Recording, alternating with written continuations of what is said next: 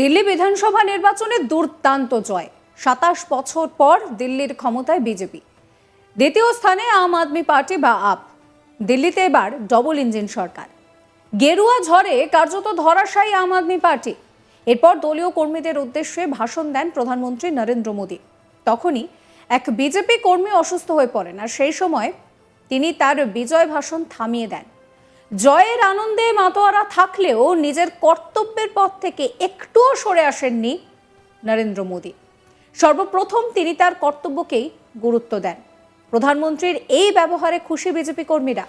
নরেন্দ্র মোদী বলেন যে তার ঘুম পাচ্ছে নাকি সে অসুস্থ, ডাক্তার ডাকুন, পরীক্ষা করান, জল দিন, মনে হচ্ছে সে ভালো নেই, সে অসুস্থ বোধ করছে, তাকে একটু জল দিন। কি বলছেন নরেন্দ্র মোদী দেখুন। इनको नींद आ रही है, तबीयत खराब है, जरा डॉक्टर देख लीजिए। इस कार्यकर्ता को पानी पिला दीजिए, शायद तबीयत ठीक नहीं है, इनको जरा संभालिए। हाँ,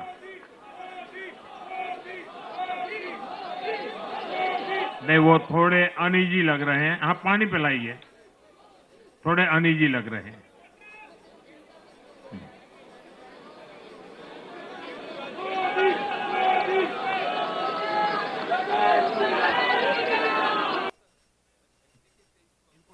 প্রসঙ্গত ২০২৫-এর দিল্লি বিধানসভা নির্বাচনে শেষ হাসি কে হাসবেন? তৃতীয়বার ক্ষমতা দখলে রাখলেও চতুর্থবারের জন্য কি দিল্লির মসনদ ধরে রাখতে পারবেন আর অরবিন্দ কেজরিওয়াল, নাকি দিল্লিতে পদ্ম ফুল ফুটবে? এই নিয়ে বেশ কিছুদিন ধরে জল্পনা চলছিল। এক্সিট পোল যদিও দেখিয়েছিল যে গেরুয়া ঝড় বয়ে যাবে। শনিবার যখন ভোটের রেজাল্ট বেরোলো, তখন দেখা গেল যে এক্সিট পোল পুরোটাই মিলে গিয়েছে।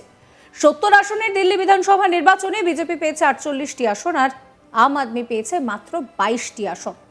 ২৭ বছর পর দিল্লি বিধানসভা নির্বাচনে সেখানে মসনদে ফিরল বিজেপি। হেরে গেল অরবিন্দ কেজরিওয়ালের আম আদমি পার্টি। একেবারে বলা যেতে পারে যে খড়কুটোর মতন যেন গেরুয়া ঝড়ের কাছে আপ উড়ে গিয়েছে। একমাত্র আতিশী তিনি মুখটা রক্ষা করতে পেরেছেন। তিনি কালকাজি আসনে কংগ্রেসের অলকা লাম্বাকে হারিয়ে জিতেছেন। অরবিন্দ কেজরিওয়ালকে তাকেও কিন্তু হারের মুখে পড়তে হয়েছে। বিজেপি প্রার্থী পারভেশ বর্মা তিনি হারিয়েছেন তাকে। প্রসঙ্গত ২০২৪ সালে লোকসভা নির্বাচনে কিন্তু দেখা গিয়েছিল যে এক্সিট পোল একেবারেই মেলেনি। তার কারণ এক্সিট পোল দেখিয়েছিল যে বিপুল আসন পেয়ে বিজেপি এককভাবে ক্ষমতায় আসবে, কিন্তু যেটা দেখা গেল যে বিজেপি এককভাবে ক্ষমতায় আসতে পারেনি। তবে দিল্লি বিধানসভা নির্বাচনে যে এক্সিট পোল হয়েছিল সেই এক্সিট পোল একেবারেই মিলে গিয়েছে।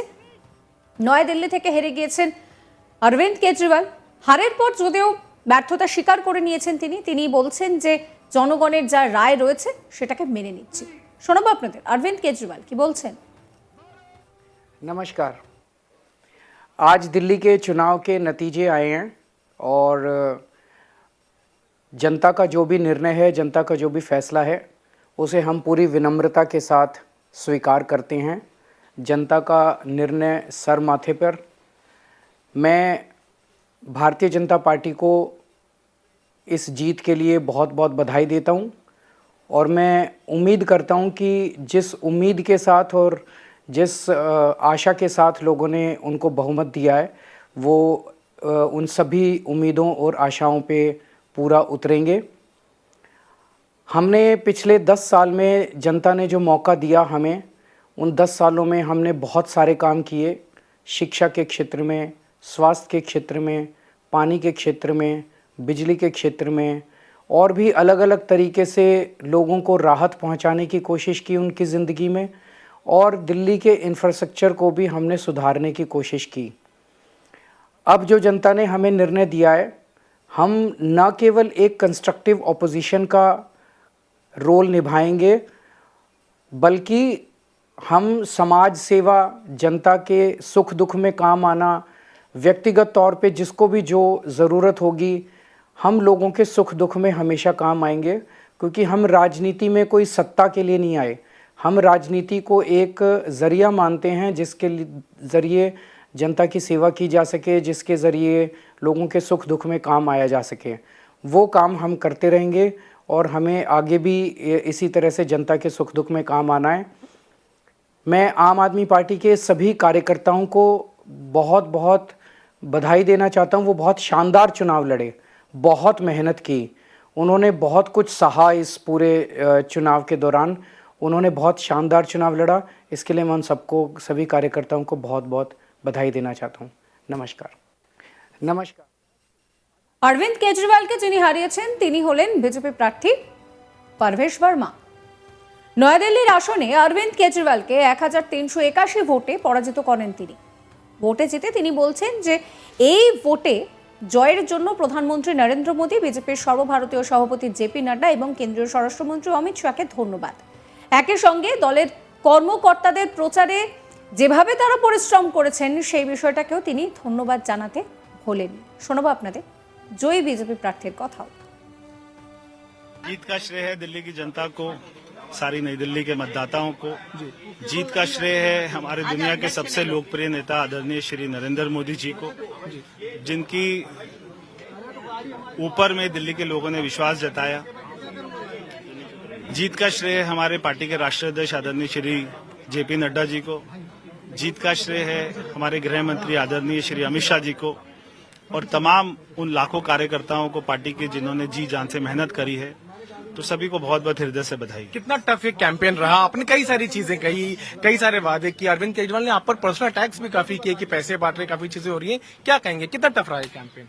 मैं यही कहूंगा, छोड़ो कल की बातें, कल की बात पुरानी, नए दौर में लिखेंगे मिलकर नई कहानी। जीत का श्रेय है दिल्ली की जनता को, सारी नई दिल्ली के मतदाताओं को। जीत का श्रेय है हमारे दुनिया के सबसे लोकप्रिय नेता आदरणीय श्री नरेंद्र मोदी। দিল্লি বিধানসভা নির্বাচনে এবার দেখা গেল যে গেরুয়া ঝড় উড়েছে। ভোটের কাউন্টিং যখন থেকে শুরু হয় তখন থেকেই বিজেপি তার যে লিড সেই লিড ধরে রাখতে পেরেছে। কোনো কোনো সময় দেখা গিয়েছে যে অরবিন্দ কেজরিওয়াল হয়তো একটু এগিয়ে গিয়েছেন, কিন্তু আমরা যদি পুরো যে রেজাল্ট যখন ডিক্লেয়ার হচ্ছে সার্বিক ছবিটা দেখি তাহলে অরবিন্দ কেজরিওয়াল তিনি পিছিয়ে ছিলেন। মনীষ সিসোদিয়া তিনি পর্যন্ত পিছিয়ে ছিলেন, একমাত্র মুখ রক্ষা করতে পেরেছেন আতিশি। এই পরিস্থিতিতে দাঁড়িয়ে দিল্লিতে এবার ডবল ইঞ্জিন সরকার এবং এই পরিস্থিতিতে দাঁড়িয়ে খুব স্বাভাবিক নরেন্দ্র মোদী তিনি বিজয় ভাষণ দেবেন, কিন্তু তিনি বারবার তিনি যে কতটা জনদরদি সেই বিষয়টা তিনি প্রমাণ করেছেন। ফের একবার সেই বিষয়টাই সামনে এসেছে। যখন তিনি বিজয় উল্লাস করছেন, ভাষণ দিচ্ছেন, সেই সময় এক বিজেপি কর্মী তিনি অসুস্থ হয়ে পড়েন। তখন নিজের ভাষণ থামিয়ে পরিষ্কার তিনি ওই বিজেপি কর্মীকে উদ্দেশ্য করে বলেন যে তার কি ঘুম পাচ্ছে নাকি তিনি অসুস্থ বোধ করছেন। ডাক্তার ডাকার কথাও তিনি বলেন যে পরীক্ষা করান, জল দিন। ভাবতে পারছেন কতটা মানবিক প্রধানমন্ত্রী? সাবস্ক্রাইব করবেন আজ তাক বাংলার ইউটিউব চ্যানেলকে, ফলো করতে ভুলবেন না হোয়াটসঅ্যাপ চ্যানেল, এবং এই ভিডিও সম্পর্কে আপনাদের মতামত জানাতে কমেন্ট সেকশন খোলা রয়েছে, অবশ্যই কমেন্ট করবেন।